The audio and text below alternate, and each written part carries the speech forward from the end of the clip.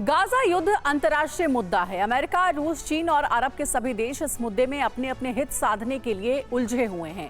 लेकिन इस युद्ध के बाद इजरायली बनाम अरब की जंग दुनिया भर में फैल गई है। बीती रात नीदरलैंड्स की राजधानी एम्स्टर्डम में इजरायलियों और अरब के लोगों के बीच मारपीट हो गई। यूरोपा लीग के फुटबॉल मैच के दौरान ये झड़प शुरू हुई और इसके बाद इजरायली यहूदी मुस्लिमों के निशाने पर आ गए। एम्स्टर्डम में देखते ही देखते दंगे जैसे हालात हो गए। इजरायलियों को गलियों में घसीट कर पीटा जाने लगा। पुलिस को लाठी चार्ज करना पड़ा, लेकिन हालात बिगड़ते गए। नीदरलैंड्स की राजधानी एम्स्टर्डम की ये तस्वीरें दुनिया भर में चर्चा का मुद्दा है।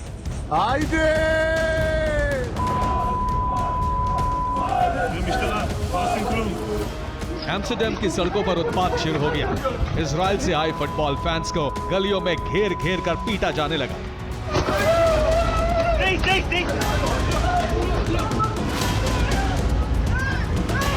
जहां भी अरब के प्रवासियों को इजरायली नजर आए, उन पर हमले शुरू कर दिए गए।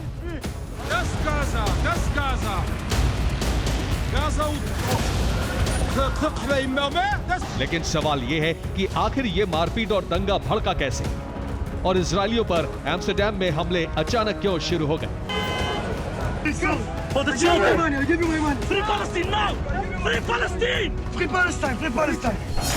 दरअसल 7 नवंबर को यूरोपा लीग में Maccabi Tel Aviv versus Ajax team का फुटबॉल मैच एम्स्टर्डम में था। एजेक्स ने यह मुकाबला 5-0 से जीत लिया। मैकाबी के इजरायली फैंस मैच देखने पहुंचे थे। आरोप है कि एम्स्टर्डम में इजरायलियों ने फिलिस्तीनियों के विरोध में नारेबाजी की।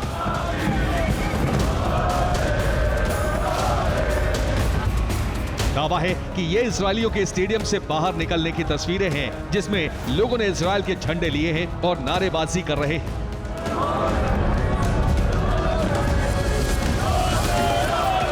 एस्केलेटर से उतरते इजरायली नारेबाजी करते दिख रहे हैं। समझने वालों के आरोप हैं कि फिलिस्तीनियों के खिलाफ नारेबाजी की जा रही है।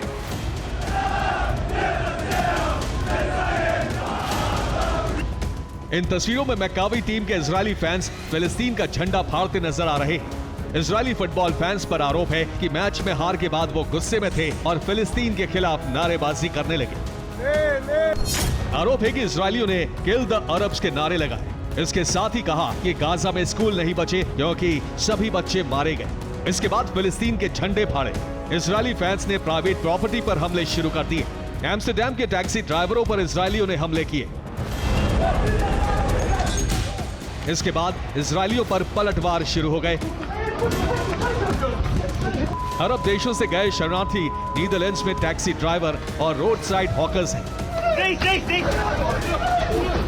जैसे ही मामले ने तूल पकड़ा, अरब के लोगों ने इजरायलियों पर हमले शुरू कर दिए।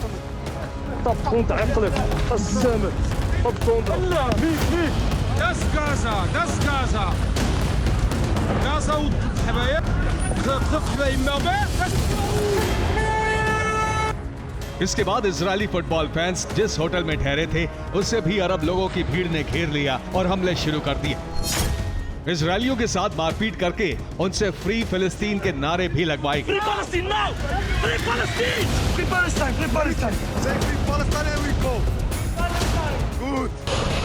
जश्नदीदों का दावा है कि हिंसा बढ़ी तो इजरायलियों ने इसे एंटी सेमिटिक अटैक बताना शुरू कर दिया।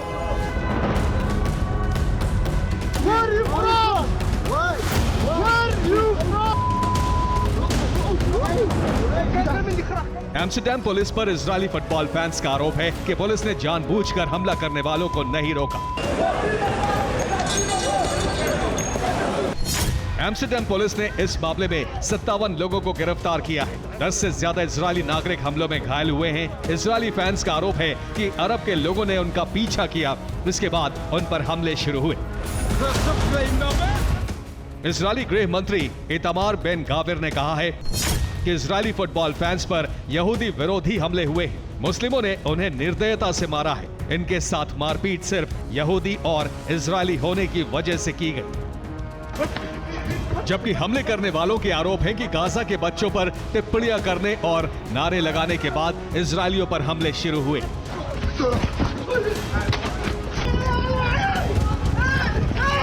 दोनों पक्षों के घटनाक्रम पर अपने अपने बयान हैं, लेकिन गाजा की जंग ही इस मारपीट के पीछे की असली वजह है। Das Gaza.